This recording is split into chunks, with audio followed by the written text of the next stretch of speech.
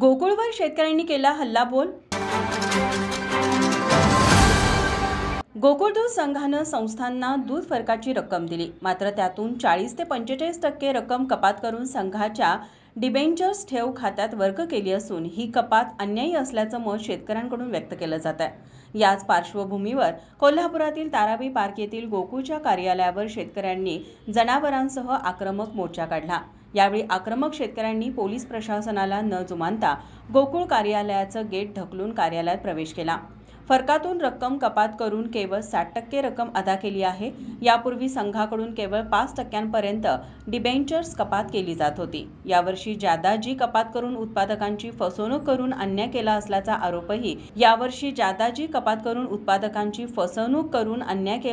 आरोपही यावेळी शेतकऱ्यांनी केला आहे।